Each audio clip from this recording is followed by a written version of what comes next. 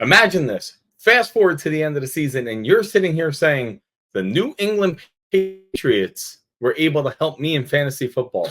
I get it, right? Mind-blowing. We don't think it's going to happen. But today we're going to dive into the exciting world of these NFL prospects that have now joined the New England Patriots because, well, they got drafted by them. We got a few players here. We got 3 different players we're going to hit today and explain the specific talents that they bring into the field, what they could bring to the team, and how they can help you with fantasy football.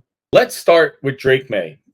Drake Maye, a quarterback whose arm talent has scouts buzzing around the league. Despite some areas needing polish, he has the potential to be a top 10, 15 quarterback in the league, and that's why he was a top 10 pick as the Patriots took him 3rd in the draft. So why did they take him 3rd in the draft? Let's break down what he brings to the field. Maye's fluid footwork and quick pivots in the pocket demonstrate his readiness to deliver under pressure. He's got a powerful wrist action that translates to impressive velocity on throws downfield. So we got a guy who can maneuver within the pocket and throw it deep downfield. I'm not going to say Mike Vick because he's not Mike Vick, but he's got some movement. If you were watching Hard Knocks this week, you saw that he's got a brain on him too, which is fantastic. If you watch these clips that are playing throughout this video, you'll see how he evades the pressure with speed and precision and turns those potential sacks into humongous games for his team. Even under the stress, Maye shows off his accuracy outside of the pocket, and that's a trait that is so crucial for NFL success.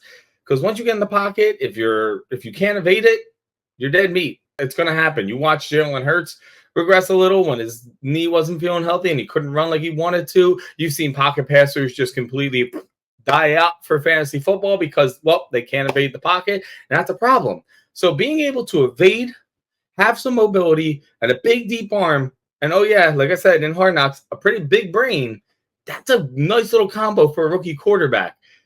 But there are some negatives to him. So what are the problems with Drake Maye?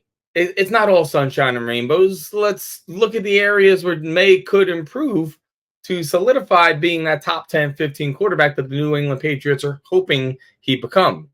Maye has this ability to make throws that miss the mark often due to his fundamental lapses and timing issues. While he does read the field well, refining that decision making is also a process that needs to stay in progress to help the New England Patriots. So here's the thing. He's got to work on the fundamentals, and, well, the New England Patriots, they will hammer that home. They have that old school mentality that everything comes from the ground up, and we talked about that in our previous video with Jaden Daniels, that the ground up makes a huge difference when it comes to a quarterback, and then your decision-making process, that's important. That's real important for a quarterback, and he has it. It just needs to be refined. He's a rookie. You're going to see lapse in judgment. So what do you do with him in fantasy? Well, what you do in fantasy is, if it's a 1 QB league, you're not starting drafting him. Hell, if you decide you want to load your team up elsewhere and then draft him at the very end or go free agency with him, go for it. But he may not even start the season. He might be somebody you have to pick up 4 weeks into the season because Jacoby Brissett has done his little transition bridge work and now is on the bench for Drake Maye. They're not going to be a very good team. So I wouldn't run to Drake Maye.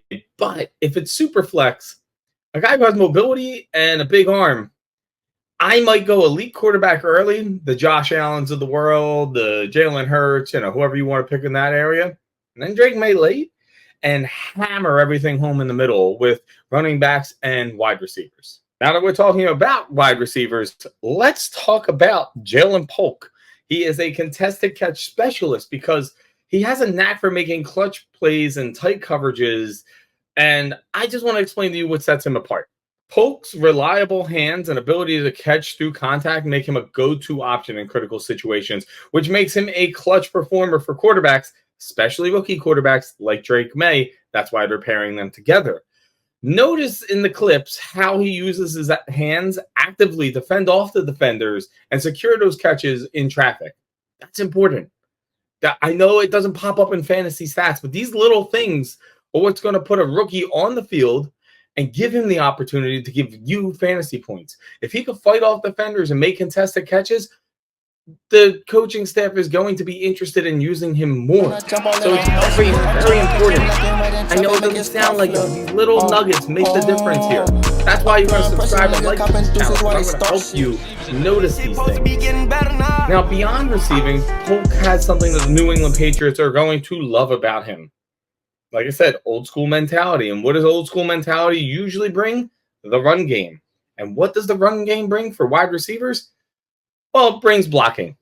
Blocking is ultra important for wide receivers. And this man, Polk, will block for you. He has a willingness to it. He has a team-first mentality. And this is what the New England Patriots are about. It's team over player. It's us over I. That's what they want. He's got this ability to want to do team first, and that's huge. And if you get in with the coaching staff, you're going to get more playing time. We now look at another thing that this man brings to the table, which is this short area explosiveness that allows him to create separation and capitalize on scoring opportunities. Think of this short area explosiveness as like Edelman, Welker, Kupp, Puka Nacua. Like you want to be able to separate on your own. Like, yes, the play should, like a slant should be able to give you separation with the right play design. But if you can add even a tenth of separation more, especially for your rookie quarterback who is struggling with a little bit of fundamental issues, make it a tiny bit easier on him, match made in heaven. I like Polk, but Polk does come with areas that need to be refined. Let's examine where he can grow to maximize his potential in the pros, and then I'll tell you what you're going to do with him in fantasy. One thing that a lot of people don't realize with speed is stride length plus stride frequency equals speed. Listen, kinesiology major. I can't explain this anymore, but it's just an easy equation. And his stride length limits that top end speed for him. It impacts his ability to create separation, not in the short area, but in those deep downfield shots. So it does limit his route tree a little bit.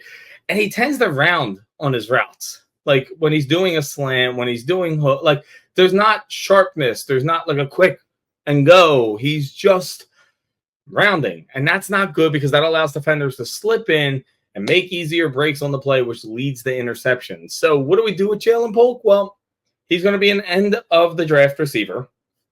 And you look around there, and we're going to talk about his cohort that just got drafted too for a little bit. Javon Baker is there, KJ Osborne, the Mario Douglas, who's a little small for my liking, Tyquan Thornton, you can forget all about him. Hunter Henry's there, who's going to be a consistent option in the offense. I think they're going to have to grow together, and he's going to have to get used. He's not going to be hyper-targeted like a Malik Neighbors, but they are going to be behind a lot, which means they're going to throw the ball, which means there's opportunity for Polk. So if you're building, and let's say you went heavy running back, not a bad option to take that dart throw late. If you have strong 4 wide receivers, which is what I recommend for early wide receivers in your draft, then late dart throw with him as your 5th and just kind of hope to eat up those PPR points. That would be fantastic. So we talked about what these 2 draft players have done for the New England Patriots and how they help you in fantasy football. Can Javon Baker be something for you? Not in redraft. I don't really think he has it. Now, here's the thing. He's a receiver that is tailor-made for vertical offenses despite having a speed issue. I don't see the Patriots as a vertical offense yet.